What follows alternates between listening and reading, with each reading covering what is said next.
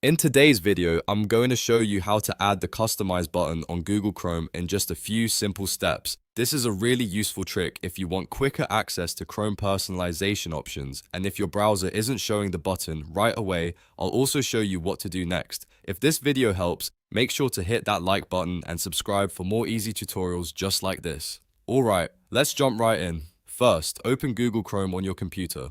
Once Chrome is open, look to the top right corner of the browser window and click on the three dots menu. This opens the main Chrome menu where all the browser settings are located. From there, click on Settings. Now that you're in the settings page, look for the search engine section. This is where Chrome lets you manage the default search engine, and this step is important for making the customize option appear properly. Click on the Change button. A list of available search engines will appear, and from this list, select Google. After that, click Set as Default. This tells Chrome to use Google as the default search engine, which can help unlock the Customize button on new tabs. Once that's done, open a new tab. You should now see the Customize Chrome button in the bottom right corner of the page. This button lets you change the look and feel of your Chrome new tab page, including backgrounds, shortcuts, and theme options. If you don't see it immediately, don't worry. Sometimes Chrome needs a quick restart before the button appears. Just close Chrome completely and open it again, then check a new tab once more. In most cases, that will fix the issue right away.